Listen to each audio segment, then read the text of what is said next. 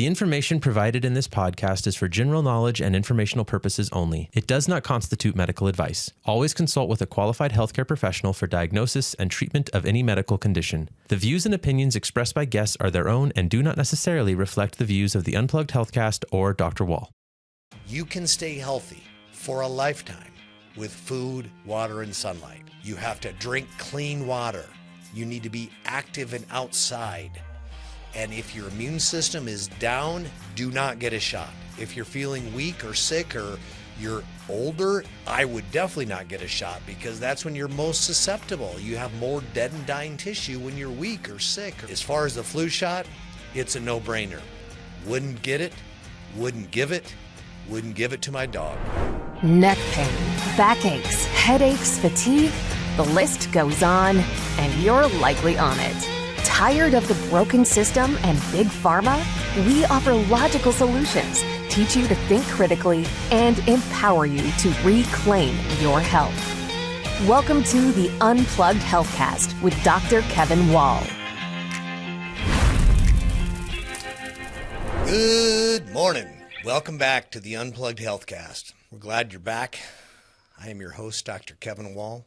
I've been in the trenches for 35 years treating a multitude of health conditions, and today we are going to talk about one that I have had a lot of conversations about. Have you ever heard somebody who got the flu shot but still got the flu? Have you ever heard of someone who didn't get the flu shot and never got the flu? Have you ever seen anyone react from the flu shot or have questions or concerns on whether or not you need the flu shot? Since COVID, there's been a lot of fear, a lot of confusion, and a lot of anxiety on the topics surrounding viruses, bacteria, vaccines, and today we're going to unplug you from some of the fear and definitely clear up the confusion on the flu shot. We're going to have you just listen and watch a little clip from an interview on a very popular character today, or maybe controversial character, depending on how your thoughts are. But Robert Kennedy Jr., RFK, has been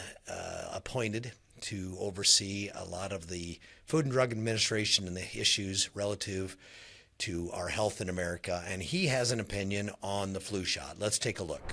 A million years, I would not take the flu shot, and I'll tell you why, because this is what Cochrane and BMJ have found. People who take the flu shot are protected against that strain of flu.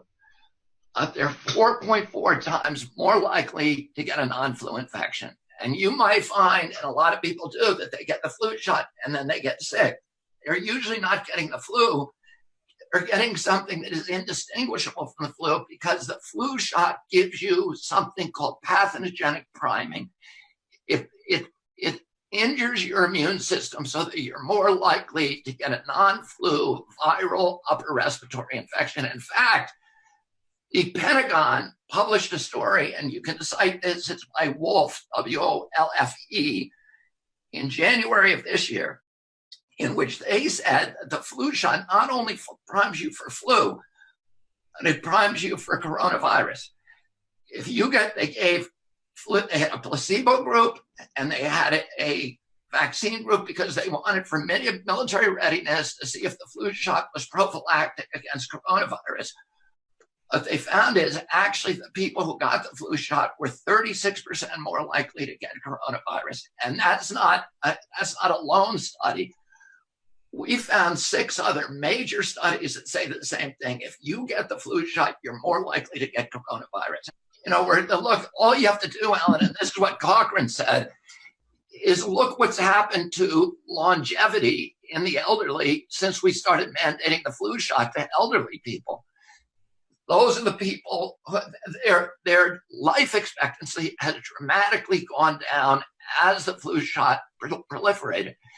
And if you see, you know, the people who died during the COVID during the COVID crisis, many, and there's no science on this, but it's observational, it tended to be people who got their flu shots, people who were in nursing home who all get flu shots, people who are first responders who get flu shots. Well, he's definitely got an opinion about that, and he's not an advocate. And my spot here is not to promote RFK, but to actually promote you to make the question, should I get a flu shot or should I not? And what are the dangers? What are the facts? What do the sciences say? And can I stop being afraid of these viruses?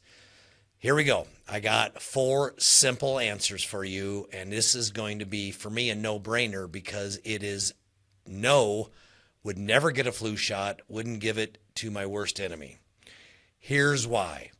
First off, the theory of the flu shot or the theory of the vaccine is on science, on paper, seeming to make sense. Take a small amount of a virus or a bacteria that you're afraid of and don't want to get sick and give it to your body in small doses, hopefully that your body can react and create its own real immunity to it. In the response, you not getting sick. It's not a magical shot that automatically gives you immunity. Your body actually has to react and respond to the small dosage of whatever you're injecting into your body to create immunity. That's the theory. Here's the problem. In 1984, I was in a class called developmental biology. I was in pre-med, University of Iowa, headed to become a medical doctor or a research PhD in medical research. And I got rerouted. Yeah, no doubt about it. But this class that I took was one of the reasons I got rerouted. One day, the scientists coming in, there's 4 scientists teaching this class. They, on that day, had just discovered a virus that upon stimulation can mutate itself 5 different genetic variations. It could literally change its shape and its DNA 5 different ways based on things around it, stimulation, stress, whatever. This should have scared the heck out of me. All it did, though, was to drive me into figuring this thing out. Because if you're up against viruses that can mutate themselves routinely, how do you fight against this, right? There is no vaccine you can get that's ever going to make you immune. That's why they have a new vaccine every year for the flu. Because the reality is this year's flu vaccine is for last year's flu. It takes 6 months to a year to create a vaccine that's actually FDA approved or according to their standards, safe and could be effective. So you're not immune to this year's flu, even if you did survive the shot. That brings me to point 2. The danger of getting a shot, a flu shot, and why you would possibly get the flu or other conditions, as RFK was talking about, is because when you take a virus that you're hoping that you're not going to get exposed to, and you expose it straight into your bloodstream, you inject it straight into your bloodstream, you are overriding 3 protective mechanisms your body has in place to keep you healthy, safe, and immune to pathogens. The first thing your body has is called physical barrier, which is your skin, your mucous membranes, your sinuses, your lungs, the acid in your stomach. These are all meant to filter out and kill a lot of these pathogens so they never get into your bloodstream. But you're just bypassing that by injecting it straight in there. At AFC, we believe everyone deserves to live a pain-free, active life. Our state-of-the-art clinic-friendly staff and personalized treatment plans target back pain, neck strains, joint discomfort, and a lot more. Proven strategies with a process that's easy and effective. Schedule a risk-free consultation to receive a comprehensive assessment and embark on a customized treatment plan designed just for you. Give us a call or visit our website to schedule your first consultation today. The second thing that you actually override is called the non-specific innate response, which means your body has the ability to fight things even if it got through the physical barrier, because there's a line of defense like the lymphatic system that can grab those pathogens and kill them with white blood cells, phagocytes, and ultimately stop it from getting into the bloodstream. And then by chance, if it actually got further past that, there's a specific adaptive response that's actually ready. And that starts soon as something enters the system. Soon as your body has a pathogen that even gets in the sinuses or in the oral cavity or the lungs, your body starts prepping, getting ready, because it knows there's an enemy on site and we got to get ready. Bring the army on site, get ready, because here's somebody coming. Well, you guys override that when you inject it straight into your bloodstream. All 3 of those responses can't help you. So the problem is often people get the disease that you're injecting and hoping to get immunity from. Okay, there's a second problem. Third problem is that if you happen to not get the disease from the virus that just got injected into your body, or the portion of virus, which both can be dangerous and reactive, then the problem is you had to stabilize that virus or bacteria with stabilizers. That means that if you just leave that alone in a test tube, it will often duplicate itself, creating what's called a hot virus, a hot vaccine, I mean. It'll actually be, you'll be injecting a vaccine that's duplicated itself, or the virus or bacteria, and now you're going to get sick. So to stop that, they have increased the stabilizers. And the stabilizers that are in the vaccine that you're not aware of are things like aluminum, formaldehyde, MSG, antibiotics. There's a variation of chemicals that you don't even want, you wouldn't give you, and are actually on the list of carcinogens, are in that vaccine that are being pumped into your bloodstream. There's the third one. So if by chance you just happen to get, the vaccine for the right year, which you won't, and you didn't get the disease by overriding and injecting it right in your bloodstream, and you didn't die or have issues from the carcinogens and chemicals that are injected with it, well, the problem now is that you're not even going to get real immunity. In fact, they even say this year's flu vaccine is only 40 to 60% effective. And that's because you are only getting a portion, a segment, in fact, what's called the mRNA, which is actually the duplicating RNA, not the real RNA, in the hopes that your body can actually figure it out and create. You're not going to get real immunity. You're going to get partial immunity at best from the flu shot. Come on, is it really worth it? How's about real immunity? The thing you got to know about real immunity is that your body has the ability to defend itself. The body has the ability to be immune on its own when you're exposed to almost every virus and bacteria.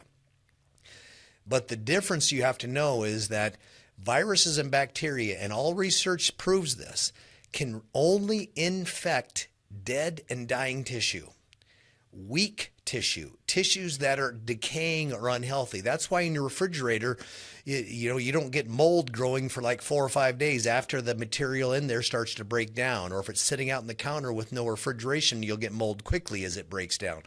But if you have healthy tissue in your body and you're healthy in general, your body automatically can fight and create its own immunity to almost everything. That's the only real immunity you're ever going to have. And now this takes me back to the origin of our podcast. See, food, water, and sunlight. You can stay healthy for a lifetime with food, water, and sunlight. Nobody's getting out of this thing alive, but you could enjoy the ride and be immune on your own for most of your life. You have to eat good. You have to drink clean water. You need to be active and outside. And if your immune system is down, do not get a shot. If you're feeling weak or sick or you're older, I would definitely not get a shot, because that's when you're most susceptible. You have more dead and dying tissue when you're weak or sick, or maybe even young or older. So those are the ones that I would just really go high on: vitamin C, vitamin D, echinacea, some of the normal supplements that'll increase your immunity. Those are what you need to rely on. But as far as the flu shot, it's a no-brainer. Wouldn't get it, wouldn't give it to my dog. So I'm telling you, my opinion, I think there's better ways. Real immunity comes from food, water, and sunlight. Well, I'm getting off my pedestal on the flu shot. You can take my opinion. It's up to you, but it is my opinion. It isn't a doctor's recommendation. I am not your doctor. But I am very opinionated about the flu shot. When you're in pain, it's the little things that make a big difference. A friendly face, a warm welcome, and a plan that finally works. At AFC Physical Medicine and Chiropractic Centers, we take the time to understand what your body really needs, providing personalized care that gives you real relief. Because feeling better isn't just about treatment, it's about feeling like you again. Give us a call or visit our website to start your journey to a pain-free life. flu is at a 15-year high, and here's some tips and tricks to prevent it, and also some things to do in case you get it. The flu comes in two forms, flu A and flu B, and this year is dominated by flu A, which is more contagious and easier to spread. When you get the flu, you're actually contagious for 1 to 2 days before you have symptoms, and you actually can be contagious for 4 to 5 days after you have symptoms. The key is make sure you're fever-free for at least 24 hours before you get around others so you're not spreading it. So what can you do to prevent it? You can still get a flu shot. This year's flu shot's about 40 to 60% effective, and keep in mind it takes about 14 days to take effect from the time you get it. Next, if you're traveling or in areas of high concentration of people, a saline nasal spray is your friend.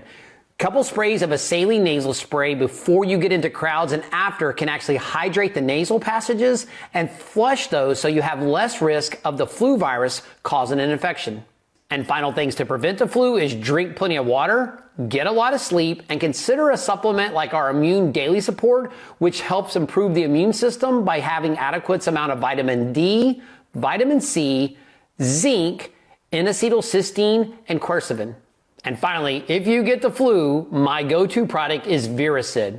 This combination of vitamin A, C, zinc, astragalus, and the all-powerful antiviral elderberry is great to help minimize the symptoms and get you over the flu much quicker, or you can also take it if you've been exposed to help minimize your risk of getting really sick. Gosh, doesn't that seem illogical? We create vaccines to eradicate polio and all these other conditions, but we don't get rid of the flu? Wow, that always confused me, and I bet it confuses you. Well, here's why. That flu viruses, as well as bacteria, they're part of our ecosystem, and they're going to be around forever. They're actually part of what we need in our ecosystem to be healthy. So as we try to kill and eradicate those every year, creating a new flu shot, all we're doing is making super strains of viruses and bacteria. There's another answer. You have to know the secret to not getting the flu is to know this secret. Viruses can only infect dead and dying tissue. So if your healthy tissues are strong, then you won't get sick. You'll see many people never get sick. I almost never get sick. And it's because I work to have healthy tissues, not try to go find miracle cures and flu shots. There isn't a simple answer. It's food, water, and sunlight. Come check us out in the Unplugged Healthcast. We talk about this all day long. Flu shots, consider checking us out before you go get one. We'll see you there. Here's what scientists have found. Over 20 years, the percentage of seniors getting flu shots increased sharply from 15% to 65%. It stands to reason that flu deaths among the elderly should have taken a dramatic dip, making an X graph like this. Instead, flu deaths among the elderly continue to climb. It was hard to believe, so researchers at the National Institutes of Health set out to do a study adjusting for all kinds of factors that could be masking the true benefits of the shots. But no matter how they crunched the numbers, they got the same disappointing result. Yep, that makes sense. We've been doing flu shots for I don't know how many years. We've still never eradicated the flu. In fact, we would hope that if we were giving it to the elderly, they would have been living longer, or we'd see at least a reduced amount of deaths from flu. We haven't seen that at all. And here's why. Viruses can only infect tissues that are weak. And so as you get older, you're very susceptible to the vaccine as well as the actual virus. So how do you avoid getting the flu?